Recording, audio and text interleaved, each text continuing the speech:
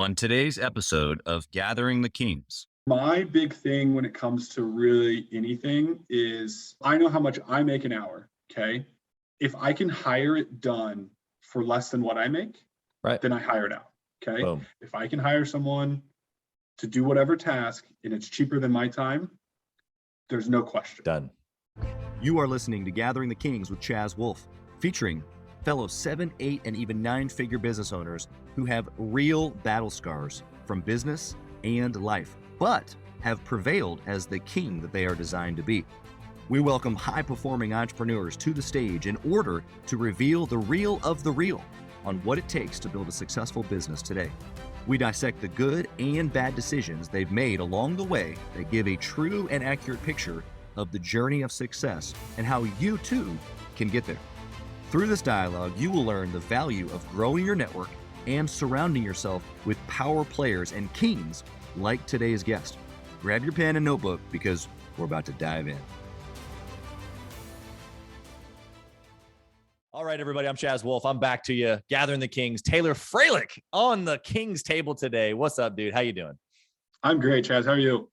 Good, man. I love every time that I see your name come up on my calendar or come up on my phone because it means we're doing deals. That's right. We're doing a lot of deals, which is good. I love it, dude. Okay, so obviously you are a king in the space, but tell us what it is that you do. I'm a mortgage lender, specifically a broker. So I jokingly say I give people money. What you do, man?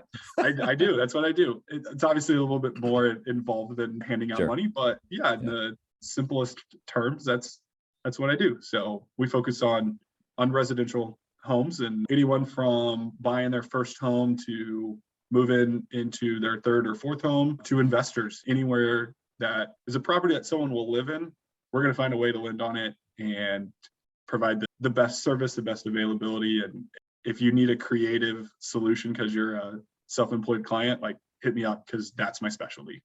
Yeah, I love it. We can maybe talk about how we got connected originally, but I need to just give just a second of promotion on your behalf. Usually, so for the audience, it's funny. You guys probably don't know this, but I usually tell my guests ahead of time to like shamelessly talk about themselves, like, because I don't use this podcast really as a way to grow any of my businesses. It's more so of just a cool way to meet people and then give back to entrepreneurs because I was given helpful tips along the way and I just try to give back, and so, but in that shameless, like tell your story, a lot of entrepreneurs, especially when they have success, they kind of go the humble route and they go, oh, like just, along the way. So normally I tell them to be shameless about like what they do, promotion, all that fun stuff, but I'm going to do this one for you because I'm a client of yours. I'll tell you what, if you are a business owner listening right now and you are doing deals that fit into what he just said, you need a residential home, you're trying to buy a rental, you're trying to, anything that someone lives in, like he just said, that you're trying to rent or trying to get money on, you absolutely here at the end of the show, you're going to hear Taylor give his contact information or how to reach out to him. And you need to not think a second time on how to contact this guy, but you need to reach out to him immediately because since we've met, I don't even know how long ago was that? Like not even 2 months ago. Yeah. A month and a half ago. Dude, we've done so many deals in the last month. 3, 4, 5, 6, 7, or like we're probably close to 7 or 8 now. I'm telling you right now, stop what you're doing, write down this guy's name. And at the end, I'm not going to give it to you right now because I want you to listen to the whole show because this guy's going to blow your mind on a bunch of really cool things that he's done inside of his business and things that you can do with lending. But I want you to stay tuned because this guy can help you do deals. So I'm back to you, Taylor. All right. You ready? Thank you for that. Absolutely, man. I don't have to brag on myself. So it makes it easier. Exactly. And it comes from a genuine place because, man, I'm kind of tough to work with. I kind of have a high standard and I move fast. So for me to give that type of promotion, it's a big deal. So I'm thankful for guys like you because you make it possible for guys like me. Yeah, that's right. And so I'll give myself a little shameless plug. As business owners, we don't work 9 to 5. Right. So like, why do you want your lender to work 9 to 5? Yeah. You call we were texting Saturday morning. Yeah. And I picked up right away and was like, yeah, let's here you go. You sent me a text at 10 o'clock at night. And most of the time I'm logged back in and ready to go. away, right? Yeah. So I'm just like you guys, right? I'm not that banker that works 9 to 3 and golfs in the afternoon and doesn't answer his phone, right? Yeah. You guys being entrepreneurs are fast paced. So am I. I understand when and how. And so that's what I've tailored my myself around to focus on and to help those individuals that aren't your standard like fit in the box client when it comes to lending. So yeah, exactly. Which, just for 2 seconds here, that's how we got connected. You run ads. Yep. And it spoke right to me. It said, hey dude, you don't look good on paper. Or maybe not you don't look good, but you don't fit in the box, right? Like you don't fit inside the banking box. So I love that about you. I love your approach. You're running a real business. You're not just a lender, a single individual guy. You've got a team. You're building an actual business. That's why you're here, because it's not just about lending for you. It's about structure, systems, your future, legacy, like building an actual machine, not just trading time for money, which most lenders do, right? Right. Yeah. Really trying to grow a business and not just a job. Right. Yep. Yeah. I think everybody listening today, it has what you just said exactly in their mind. How do I build a business, not a job? So let's talk about it. So before we jump into your story about like some of the things you've done along the way, I want to know at this stage, why do you continue to press? Like, why are you answering my calls on Saturday? Why are you, still trying to grow your team? We've talked about you hiring a couple people yet still this year. Like, why are you pressing into all these things? Yeah. So about 3 years ago, I became a dad for the first time. And that like completely rocked my world in the best way ever. Yeah. We just had my daughter's birthday party last week or over the weekend. So that's awesome. Yeah. So princesses and dresses and tiaras and oh my gosh. Yeah. Cinderella showed up and I saw. Yeah, that's right. Yes. I saw that. That's right. Yeah. So that, and then now I have a little boy, he's 9 months. So, creating like, I want to be able to spend less time like physically working and more time with them. Yeah. And being an entrepreneur allows me to do that today, right? Like I took last Friday off because it was her birthday and got to do that with her. Yep. But then I also have to like log back in at 9 o'clock at night, right? I have that flexibility to not only, spend the time with them now, but in 10, 20 years when, when they're in high school or when they're in college, like I'll be able to still be heavily involved in their life. Yeah. And that's really what like the ultimate dream is just to be present and be with them as literally as much time as possible. So. Yeah. I love that approach. I've talked to several entrepreneurs who have that same burning desire specifically for family. I do as well. It doesn't quite come out of my mouth like that because, the princess I can only do for so long. My son turns 3 today, actually. And I love hanging out with that dude, but I think my draw for kids, preparing them for whatever it is that I'm leaving. Yeah. And so it's like the spending the time with them unto them, taking it. And so I think that the kids angle can press in. My point is that it can press on you in so many different ways. Sure. But I love that you're a family guy that comes first for you. So let's go back into your journey. Mm-hmm. And, you know this already, but the listener, they're in a 6-figure business, right? They haven't crushed that $1 million mark yet. And they're trying to figure out the things that are going to get them there, but they're hungry. So tell us, for you, where did entrepreneurship or your journey start? Was it this business? Was it something different? And then we're going to get into some of the decisions that you made. Okay. So actually my entrepreneurship journey started in probably 8th grade when I was mowing lawns for the neighborhood. Love it. And I made enough money over like the course of a month that I was like, sweet, I've got like $1,000. Like 8th grade me was like, that's a lot. And this was at the time that text messages, you had to pay per text message.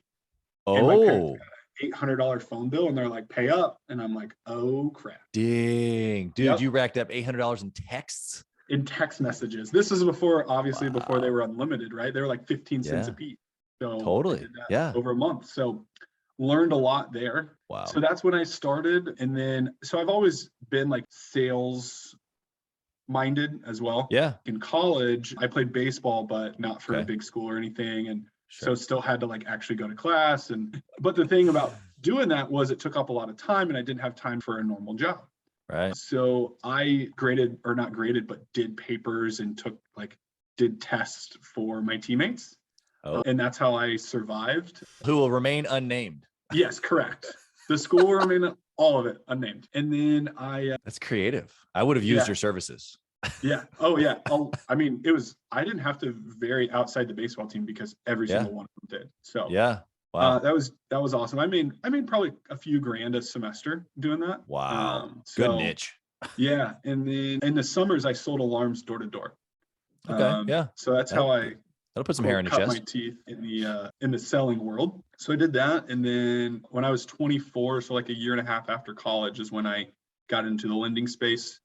And for the first 3 years, I was an assistant and just did that and really learned the business. And then the next 3 years, I worked for a company and was, lending. I worked for a bank, which again, like learned a ton, nothing wrong with it. But I really I knew I needed to take that next step and go Yeah. out on my own and like really place an even bigger bet on myself. Sure. And so that's why I'm like at a brokerage now to where it's 100% me, right? Yeah. It's like, Yeah. it's basically like what a real estate agent is. You just hang your license somewhere. Like that's more or less what I'm doing. So Yeah, 100%. I love even just the clarification so we can understand. But that moment that you just described where you said, I needed to take the next step, the next bet on myself. Yep. How did you come to that moment? Was that like this burning desire inside of you, just that you wanted more?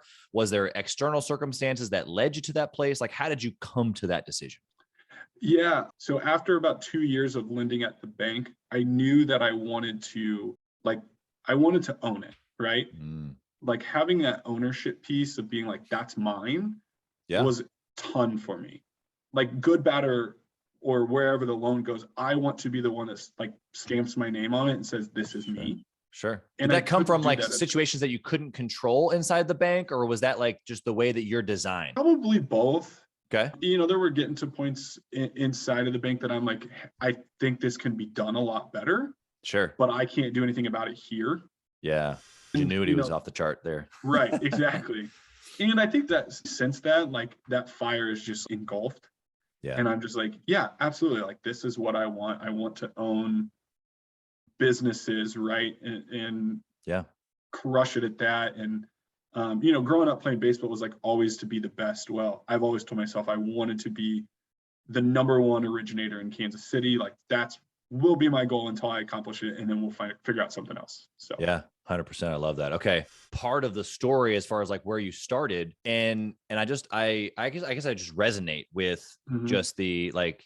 I think that there's a lot of entrepreneurs out there, or maybe a lot of people who look on successful entrepreneurs, and they wonder. Guys like you and I who just always thought like, oh yeah, you just always had the vision from the beginning of what it was going to be like today. Sure. And that's just really not the case. Everything that you just said basically is like it came in stages for you. Yeah, 100%. 3 years I did this, I learned, and then I wanted more. So then I did this, and then I did this, and then I got the burning desire to maybe try it on my own, and then that's engulfed me, and now I want to succeed. Yeah, like it's just you just kind of keep going, right? You do. Yeah. I'll be the first to tell you, not every day is rainbows and butterflies, right? Right. A lot of days suck. Like sometimes you just get kicked in the teeth. Yeah. And you just want to go home. And like, fortunately, I go home to 2 kids and my wife. And it's like, okay, it kind of resets you, right? Totally. But yeah, every day wake up and be like, okay, these are the challenges that I know I'm facing. Here's what I can do to like get better. And like, as long as every day you're getting better, you will continue to grow. And I don't know how to explain it for anyone else, but it just naturally occurs. Like when you've hit that milestone in whatever you're doing, right? In the loan world, you like, okay, you did 1 million a month. Okay, now you did 2 million. Now you did 5. Right. And then you just keep hitting those milestones.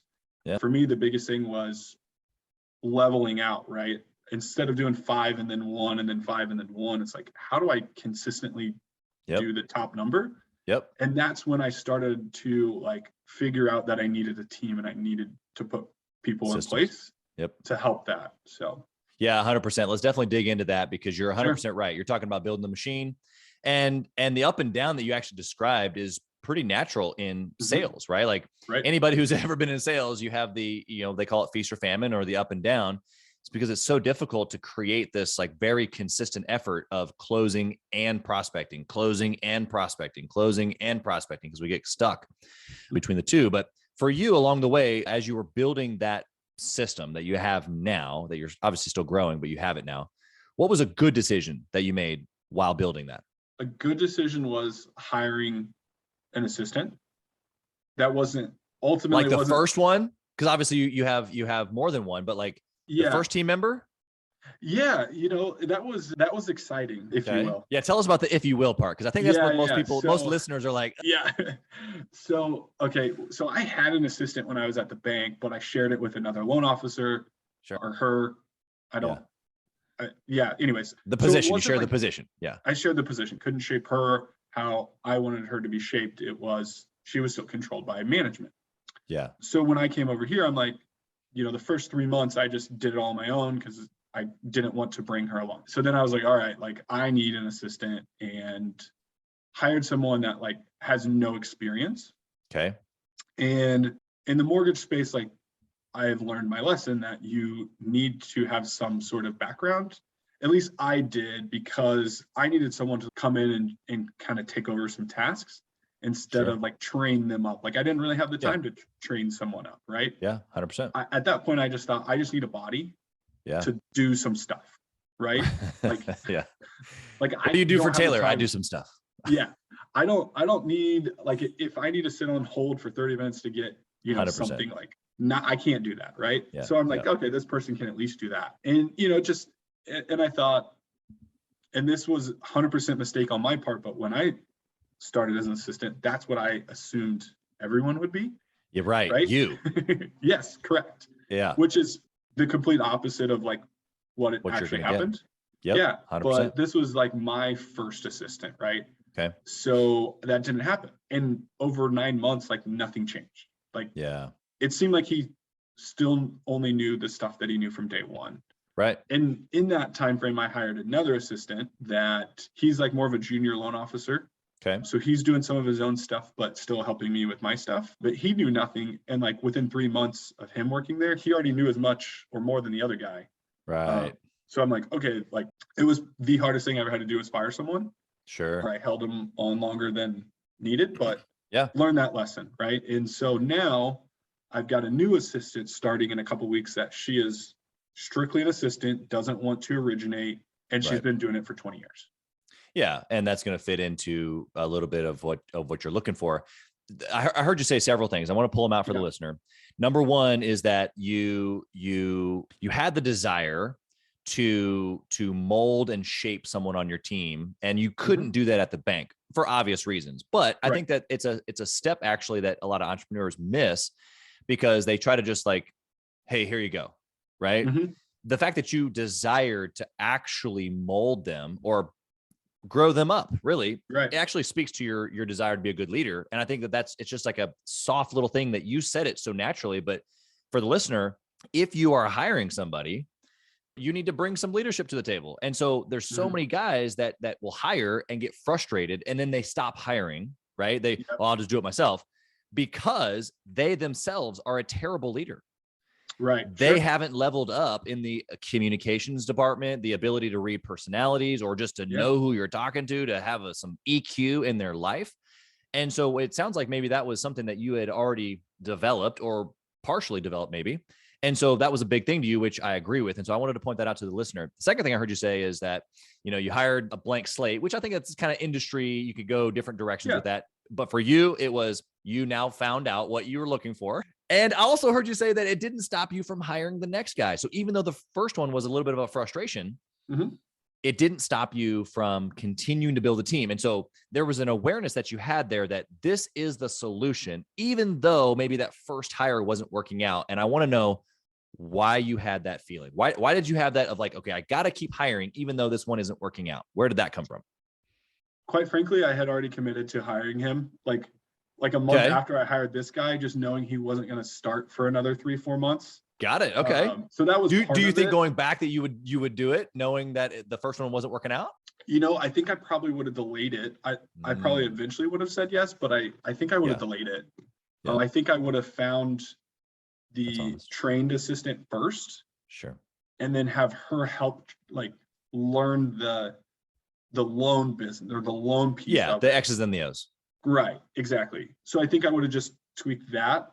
But really, like, now that I have like someone that can help my loans, A to Z, that's going to allow me more time to, one, recruit, and two, like train that other person. Totally. So now it's like, okay, like let's go get 2 more people, and maybe hiring a new person is okay.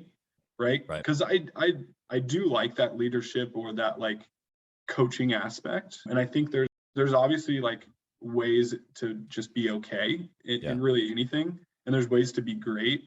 And if I go get someone and bring them over that's just okay, like they might not fit our culture, even though they'll still make us money, right? And like that does me no good in 5 years. Right. So if I can bring someone on that's green and develop them into our culture, then it's definitely a long-term play than it is like a short-term play. So yeah, and I think actually you make a good point. And for the listener, inside your business, you might be at the point that Taylor was, where you need to hire somebody, but what he's saying to do, at least for what he looking back, is that if you can hire somebody that has a little bit of the X's and the O's, what that allows you to do is not have to train the very basics, but now you've got somebody who fits the X's and the O's. Now, whether they're a culture fit, we don't know, because a lot of times when people come with history or experience, there's a way that they're used to doing it that doesn't fit into the culture. So hiring somebody like that earlier on, where most of the listeners are probably, can help you for a period of time to bring on other people, to have someone be a trainer per se, a little bit. Yeah. So that way you can begin thinking a vision, bigger picture, sales, growth, team-oriented stuff. And you're not necessarily in the nitty-gritty teaching the weeds of the X's and the O's. Does that make sense? Yeah, absolutely. So yeah. Okay. What about the bad decision? Let's flip the coin. Yeah. I mean, you could almost say like the good decision was the same as the bad decision. And there was no way for me to know this, but I think like thinking that people would be the same as me was my biggest mistake. Yeah. Most people aren't entrepreneurs, right? But as entrepreneurs, we think everyone is, right? We just assume like, yeah, that's how I am. That's all my buddies are. Right. That's how everyone is, right? Yep. Your employees don't love your business like you do. No, they do not.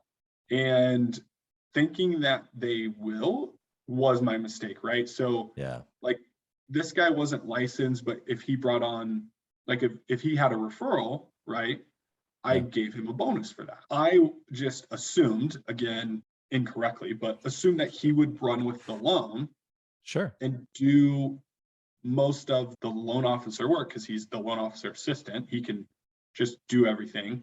Right. Well, it was a Saturday and the agent was like calling him to get updates. And he was like, oh, I got my kids like sports stuff. I can't work today. And I'm just like, what do you mean you can't work on a Saturday? Like, right. Do you know what business you're in? Yeah. Yeah, exactly. So then they're calling me and I'm like, why am I paying him more to do everything anyways? Yeah, that's tough. So yeah, that mindset of assuming that they're going to be just as enthusiastic and do everything that you're doing. Right. Don't do that. And I mean, the only way they're going to is if you give them a piece of the pie. Yeah. And some people, to your point, aren't entrepreneurial and they don't even want a piece of the pie. Yeah, correct. They want nothing to do with it. Yep. Yeah. And so I think that the clarity piece there is not only don't assume that other people are like you, don't go looking for you. I said that probably 8 or 9 years ago in a in-person podcast. I'm like, look, I stopped looking for me. Me was out trying to build a business. Mm-hmm. Stop looking for you. Yep. But the piece in there also is that as you are hiring, that if this person does have ambition, then maybe a piece of the pie or some commission opportunity, or just like I can think of one of my companies, the folks that I'm referring to know the bigger picture. Like they kind of know everything and they know the bigger picture, and they know when we reach a certain amount of growth that there's riches in store, if that makes sense. And so, call it net profit, call it profit sharing. It's all the basically the same sure talk, but all those are great. Okay. So what discipline or process do you have now around making good decisions? Like in the hiring process, or like just in general? Any of it. Any of it. Because I mean, obviously as entrepreneurs, we're making decisions a couple times an hour, sometimes more than sometimes a minute, how do we make good decisions?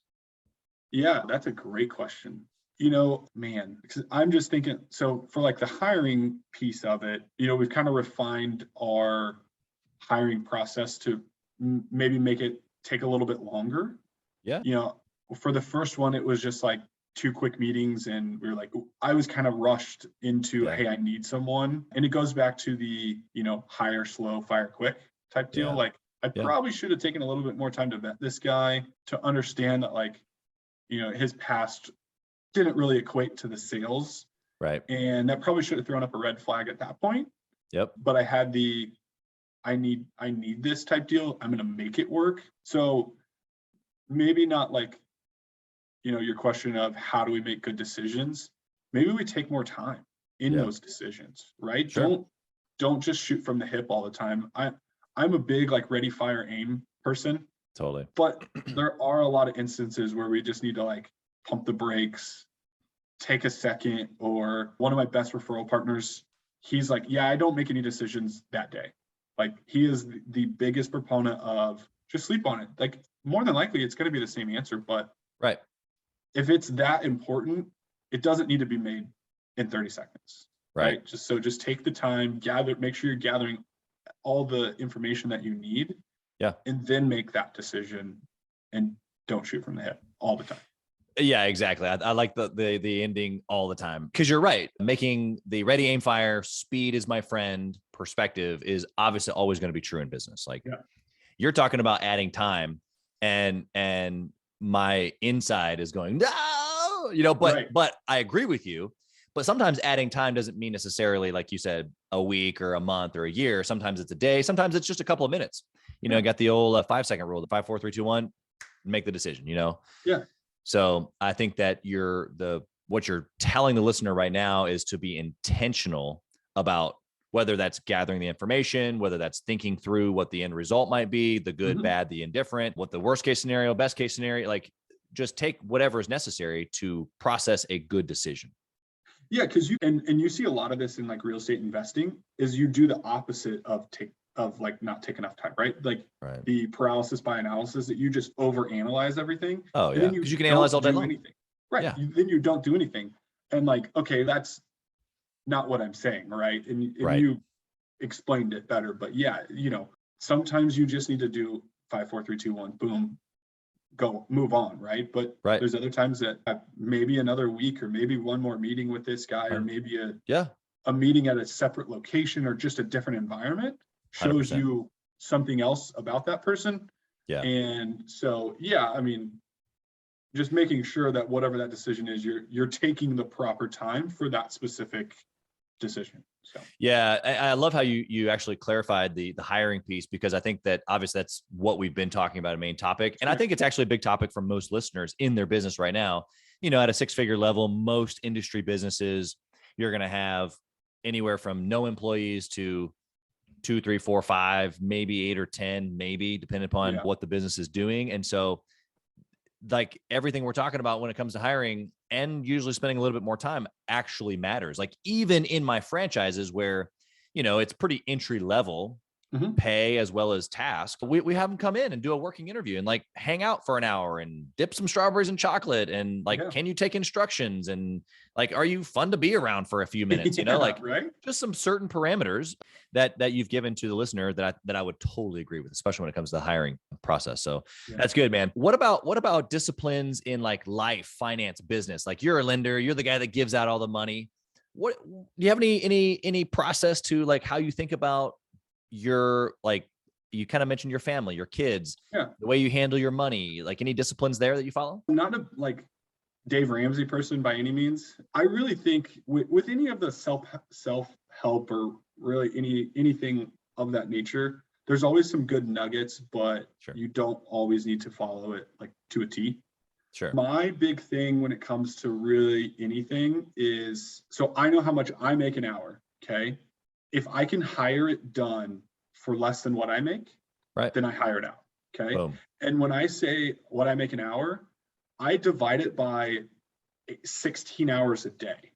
So every waking hour for the whole year, right? So that's a Saturday, that it's Sunday. I divide out my income, divide it by that. And that's, so if I can hire someone to do whatever task and it's cheaper than my time, there's no question. Done. Right? Lawnmower. Interesting. Like funny story. Lawn company didn't show up this week like they said they would. And I was having a 3-year-old birthday party. I had to mow my lawn for the first time in 5 years. And I had to borrow a lawnmower. Needless That's a great problem. Lawn company. Exactly. I love the formula, bro. Like we could just take that alone. And I think that the listener, if they really just took what you just said, there's so many people who talk about hiring it out and valuing your time. But wow, such a practical perspective that you have of, okay, here's the amount of money I make, divide it out by 52 weeks, divide it out by 16 hours a day. Here's the hourly rate. If I can get it cheaper, zero questions. No question. Do it. 100%. I think that if people were honest about that, I haven't done the math on that, but I think if I was honest on that, there's probably things that I'm doing that I shouldn't be doing. Yeah, because so let's just say it's 6 o'clock at night and you've got a task.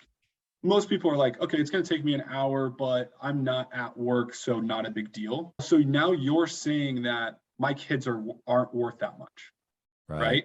Or my family's not worth that much because I'm going to spend this hour over here instead of with them. Yeah. Right. So that's why I do it over 16 hours and over 7 days a week, because it literally eliminates all of the question of, you know, but I'm not at work, or, you know, it's this, and like, no, it's black and white. Like we have people that do our laundry. Like we drop it off in the morning and the next day it's done. Like that eliminates 3-4 hours a week. Like that's huge, right? Yeah. The gut punch that I just received from you, and I'm thankful for it. But I hope that the listener did as well, is it could be the family. It could be, you know, whatever your hobby is. It could be, you know, whatever your purpose really is. Yeah. But if you have kids, specifically to your point, what you're saying there in the moment is it's not that you can't do that, right? Or not that you're not qualified, or not that you couldn't just do it real quick. But what you're actually saying, if you're honest, is that that piece of work or that task is more important than the time with the kids or whatever. And I think for entrepreneurs, especially high performers, that's I gotta go to the mirror on that one, because there's conversations that I have with my wife, even still today, even at this level, with multiple businesses, multiple teams, multiple team members. And there's still things that I'm doing that I probably shouldn't be doing, that I'm literally trading the time away from my family. And yeah, man, I think that's huge. So thank you for that. But then also the listener, like, I hope that just gut punched you like it did me, because I think that we're always in this phase. We're always in the process of building something up. Like I was maybe my franchises, and I systemize that whole thing out to where literally I have one phone call a week, but then I start another business. And then another one, and then another one, you know? So it's like, as entrepreneurs, we're always going to be doing that, right? We love that piece of it. I find myself guilty of taking a phone call at 6 o'clock and justifying it. Well, it's work. And then my wife's like, yeah, but you could spend time with the kids. And you're like, yeah, you're right. So I'm not saying I'm perfect by any means. That's just the basis of it, right? Yeah. It's the target. Yep. And that pendulum will swing over here, and someone's got to bring you back to reality and like get you back here. And it definitely swings, right? And another piece to that is, if you don't have a coach, go hire a coach, because it's so worth it. I have a couple business coaches, and one of them is a good friend. We were supposed to talk about business, and I was like, dude, I'm struggling with this. And he was like, screw business, let's get you back. And that pendulum was way out here for me, like probably 2 weeks ago. And boom, in an hour, we got it right. We were supposed to meet for 2 hours, and he was like, no, like go spend time with your kids. And went and picked my kids up from school early, and like it was great. That's awesome. I just super, I think if anybody's actually being honest with themselves, it's gonna, like you said, it's not like just because you're back on track doesn't mean that it doesn't get back off, because that's who we are as entrepreneurs, you know? Just associated and almost even obsessed with the next deal, the next thing, the next, you know, just, I don't know, just I get excitement from that stuff, but I get excitement from the others. Yeah, exactly. Yeah, exactly. So good, man. You're bringing me to the roots. My wife will, if she listens to this, she's going to be like, see, you don't have to mow your own lawn. See, you can hire a gardener. You can hire someone to do your mulch, or you can hire someone to come paint the house or whatever. Right. So, You know, it's funny because I've got a lot of that, you know, eliminated, but I have a big space. You know, we're on 6 acres, really that's 15 acres, but I don't mow the whole thing. But it's like, I love doing it because it allows me to kind of escape. But the last like 3 times I've done it, I'm like, I'm thinking about all the other things I should be doing, you know? And I probably, that time is coming, and even though I enjoy it, even though it gives me the escape, it's probably going to get the boot here, you know, pretty soon. So, and back to like the escape, we are so like going all the time that I also think it's super important to find that escape too. Oh, totally. For me, it's golf. Okay. Yeah. So the nice thing about golf is you can work while you're golfing, but I tell people this. Okay. So I get 100 shots around because I'm not good. Right.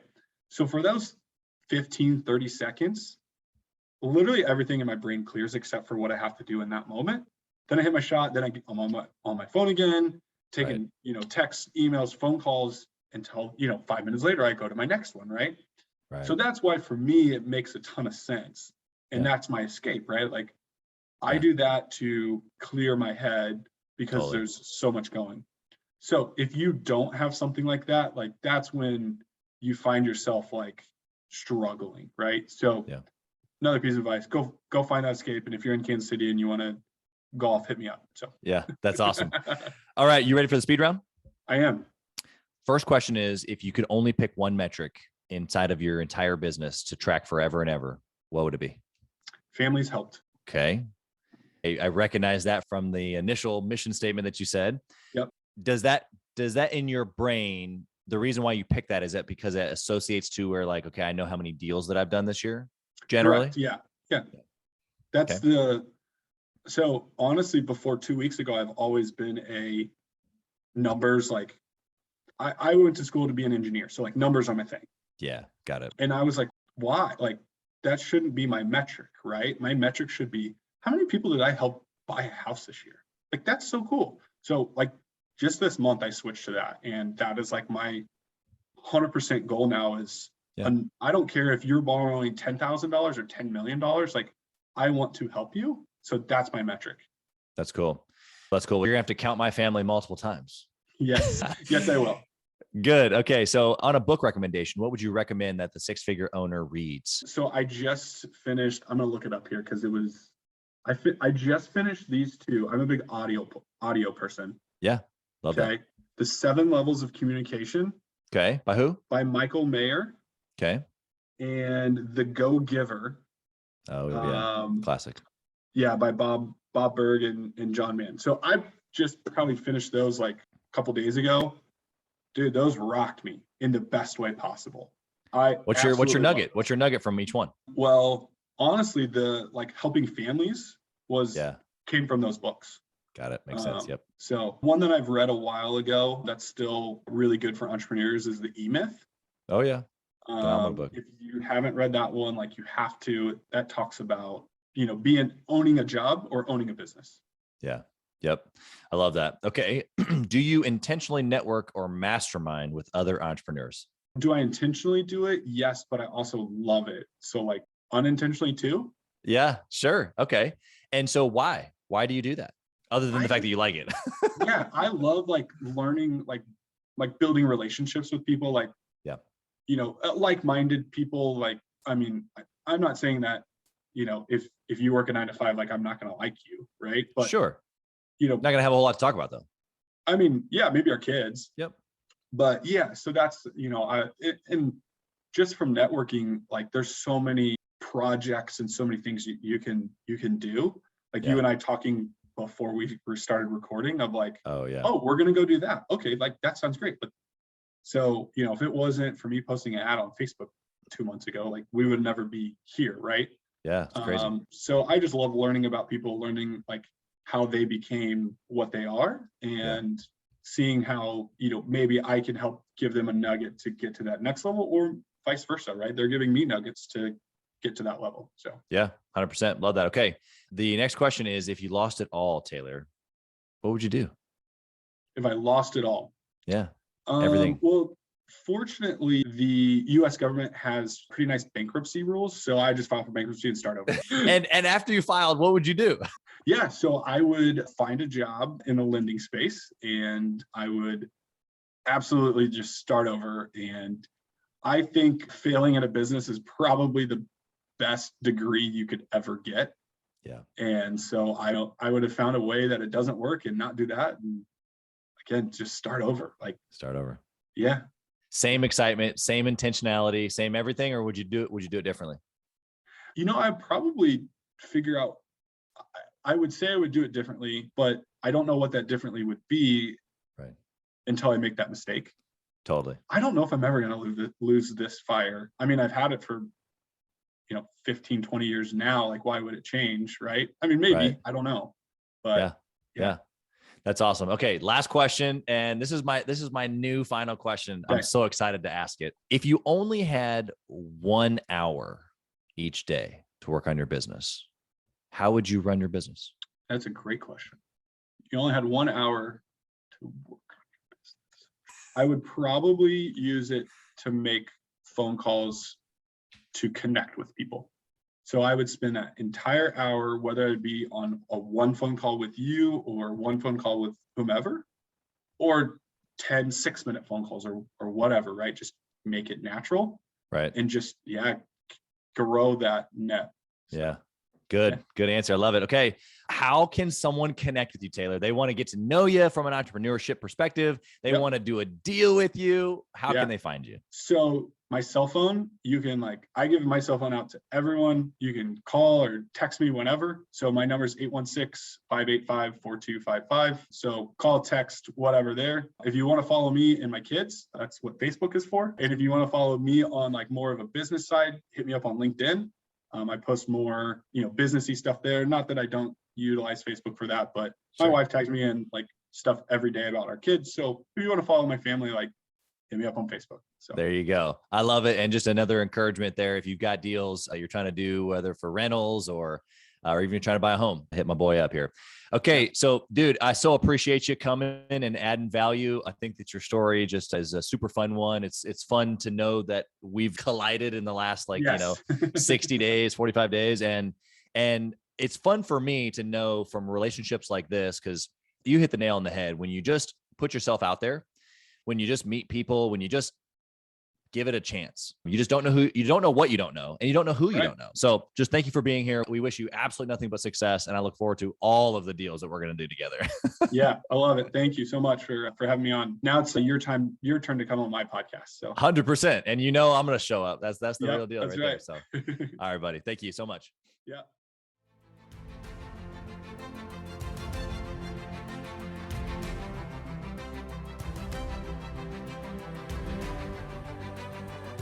Thanks for listening to Gathering the Kings. We hope you got a ton of value today and learned a thing or two about taking your business to 7 figures and beyond. If you desire more and want a community around you to help you get there, I want you to go to gatheringthekings.com. That's gatheringthekings.com. And I want you to apply for our next Becoming a King 90-day intensive. We are extremely exclusive by nature as a group. What that means is that we're really wanting only the entrepreneurs who take their business and targets super serious to apply. So if that's you think you got what it takes to level up your business, I want you to go to gatheringthekings.com and apply. And we will see you on the other side.